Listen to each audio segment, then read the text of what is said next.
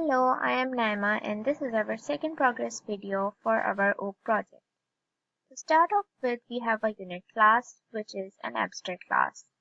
An abstract class is a class that is specifically designed to be a base class. The classes that inherit from our base class are the player, bubble, and bullet classes. So objects of these three classes will have the attributes and functions that are defined in our unit class. So for example, each object will have speed x, speed y, and all the other attributes. Other than that, all the working of our game that occurs in a game loop will be handled inside our game class. So one of the most important things in a game or in most games is collision detection, because the logic of most games is based on if two objects are colliding or not. So since our game is a version of Bubble Trouble, it requires collision detection as well to see if the bubble collides with the player or if bullets collide with the bubble. So for that we have created a collision detection function in our game class. So what we have done is we have created rectangles of type SDLRect in our unit class. So every object made of the first four classes, the unit class, player class, bubble class, and bullet class, will have a rectangle attribute. Now, this attribute corresponds to the sprite of the class. So suppose we have a player object, so its rectangle will correspond to its sprite. So as the position of the sprite gets updated, the position of its rectangle also gets updated. So we use the positions of these rectangles to check collisions between two objects. So we pass the first two parameters as unit pointers and the last two parameters as rectangles. We define the boundaries of these two rectangles through this stuff. Then we put in conditions to see if they are colliding or not. So if we look at the first condition, it checks if the bottom of the first rectangle is above the top of the second rectangle.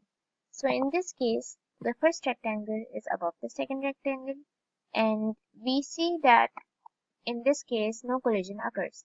So our condition returns false in this case. We have other if conditions for such similar conditions, and if none of the conditions are met, then our function returns true. That means collision occurs. Now, Walid will show the practical implementation of this collision function in his part of the video.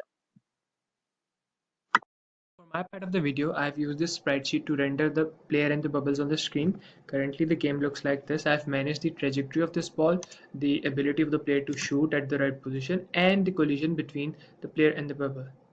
As you can see that a collision occurs and the health decreases. I have not yet managed the collision of the bullets and the bubbles because I'll need a data structure for keeping track of which bullet has hit which bubble, and I'm still working on that. I'll be using a linked list for that purpose, but since I have the collision logic, I can easily manage that. For the trajectory of the bubble, there are separate classes for bubble, bullet, and player, all of them inheriting from the same class known as the unit class. The sprite clips are made inside the separate classes, but they inherit the sprite, but they have the same sprite sheet texture that's being like loaded in, that's being used in the unit class, and they use the move function. The pure virtual function of move is made inside the unit class. The trajectory of the bubble is handled by having different counters and conditionals are being applied on these counters. The counters basically manage the vertical movement and the horizontal movement, and respectively the values of the counters, as the value of the counter changes, different functions such as move up, move down, move right, and move left are being called. I'll now work on parameterizing these values so that these counters do not only work for these values but also work for any value in any given position of a bubble, so that a bubble that is not generated at a vertical position of 0 and a horizontal position of 0 is also following a similar trajectory with lower vertical and horizontal displacements. Moving on, I have made a game class which basically manages all the game logic, all the key presses, and all the collision and all the collisions, and I've made a game object in the main class, and this object basically uses the start function of the game class to basically begin this game. Now explain how I have used the collision function made by Naima. Basically, I had to use a conditional because the rectangles of the player and the bubble, they have multiple collisions, even though there is just, because of the frame rate that we have set and because the game loop is still running and there are multiple collisions, but on the display only one collision appears. So I had to use a collision counter that gets incremented to 1 and the collision is only detected once. And once the collision gets ended, the collision counter is reset to 0. This is how the collision class from made by Naima is being used by me for this purpose. Moving on, there will be sprites that will show updated health on the screen as well, and there will be sprite for time class as well, which we are yet to figure out. Made a word class which uses different sprite clips of font sprite to render words on the screen. These sprite clips are made using the character class, which uses the ASCII value of different alphabets and numbers to make these sprite clips. And then there are different buttons which use the word class, and the words are rendered over these buttons. I've also made some screen classes. So in the main, I have made L texture objects for these screen classes, and these are the flags for checking if a screen is running or not. And here are all the screen objects.